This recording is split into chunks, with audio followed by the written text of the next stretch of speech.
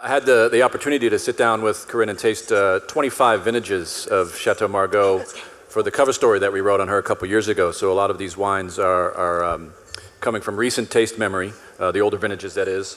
So just for fun, the 2009 rated 97 points, the 04 rated 94, which I think is a terrific score. 95 scored 97 points in that vertical tasting, and I put it on the same level as 09. And the next wine that we have now, the 89, also at 97 points. Hard to pick a favorite between these three. What's interesting is the 95 is we're seeing the slow process of the disappearance or almost disappearance of the Merlot. Now in 95 there is 17% of Merlot, as where in 2009 there's only 9, and by now there's sometimes 0%.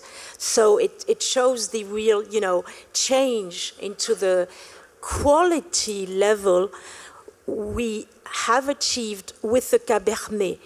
And this is why, again and again, I have to repeat it, we can't go back to the best plots of Merlot once we've had the best Cabernets.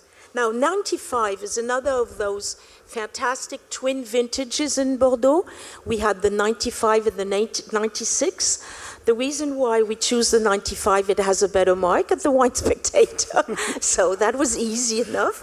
A good criteria. Thanks for bringing all my favorites. I love it. It's great. What is amazing in the 95, and it's typical of those mellower tannins that we've been picking, is that it's going to age another 50 years, but still it's irresistible to drink it now.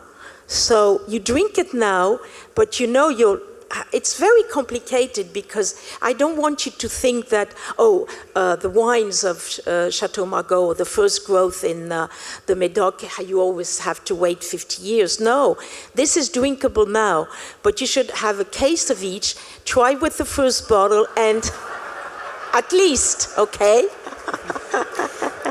Do you know how this audience can drink, Corinne? You got to be careful if you're going to offer them. Make it 2. And but it's hard to resist.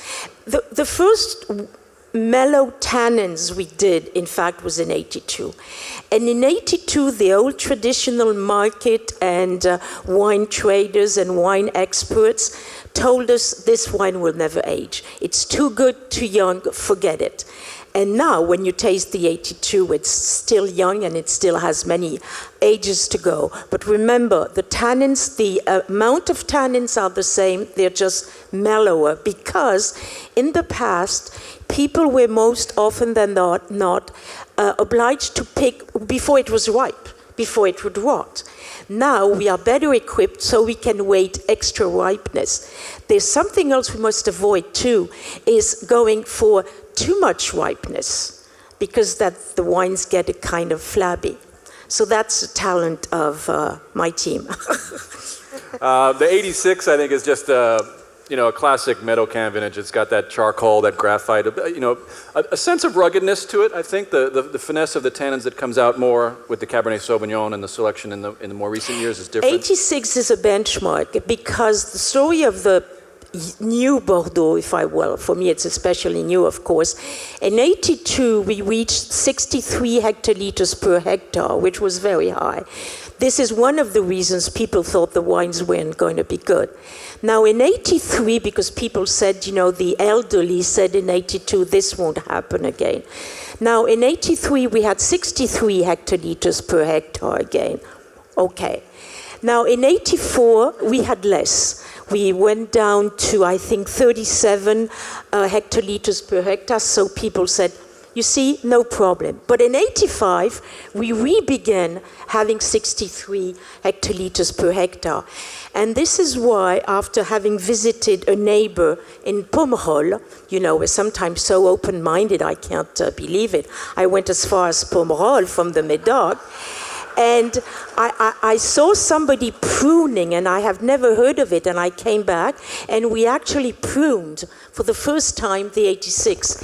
And the 86 is only 56 hectoliters per hectare, which compared to today is still big, but in those days looked much smaller. And from then on, we've been trying to control the yield all the more. Now, 86 has 25% of Merlot, which is one of the highest we've ever had. 96 is very close, tannic. We're still waiting for it to open. It's it's more like a wine of the old times. And it's opening a little bit, but we're still waiting for it. I don't know how you see it now.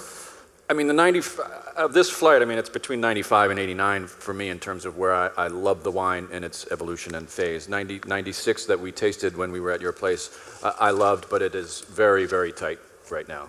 86 to me is a wine of its time. That's the way the wine was made then, as we talk about yields and perhaps the finesse of the Cabernet that wasn't there now that is in the younger vintages, but the DNA of the vineyard always comes through, and you see that, I think, really brilliantly in the flight. Thank you.